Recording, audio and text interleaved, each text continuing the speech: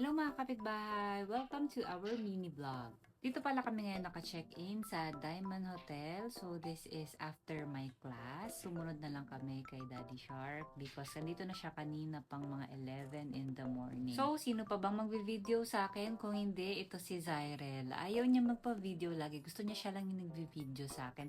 Pero I guess nasasanay na siya na mag-video ng sarili niya. Saglit na room tour lang kasi kailangan din namin makapag-prepare agad dahil pupunta kami sa MOA for bowling game. Ganito pala yung view guys, outside around 5 p.m. yan. So ayan, nagbihis lang kami. Simple lang para madaling gumalaw and ayan, magulo na rin yung room. And kakamadali pala kanina naiwan ko yung phone ko kaya medyo malabo yung video ko. Lumang phone ko na to.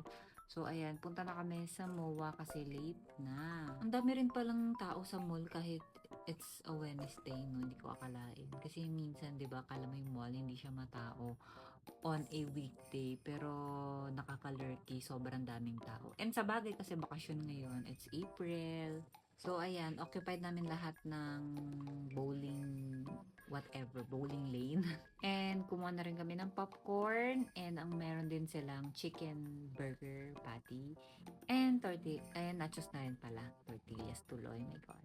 And hinihingi ko pala yung candy ni Sai kasi favorite ko talaga to yung Sour Patch ng Candy Corner. Pero marami ilang ibang Sour Patch na mas masarap kaysa dun sa Candy Corner.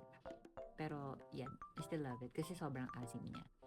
And this is my first try ata ng as in like ako ito yung first time na tatawagin ako. So ayan, try natin. Hindi ako masyadong mahilig mag-bowling kasi I don't think na yung iba kong mga ka-workmate would like to do bowling kasi mahilig talaga sila sa pickleball. Yun talaga yung parang focus nila and all that. Tingnan mo naman, walang ka-forma-forma and all. Pero, ayan, naka-strike naman tayo guys on our first try. So, yung mga sumunod, medyo sumasablay na rin minsan. So, ayan, binalik na namin yung shoes. Na right after bowling, naghanap na kami ng makakainan kasi it's already late. Wala pa kaming proper dinner pero speaking of proper dinner, hindi ako nag-order ng food. Instead, I ordered Mango Bravo. And yan, staple ni Zyrel, ang kanyang mango juice. Yung order ni Daddy Shark, nalimutan ko pero parang salmon yan. And then, after dinner, balik na kami sa hotel and inakit lang yung iba pang naiwang gamit sa sasakyan.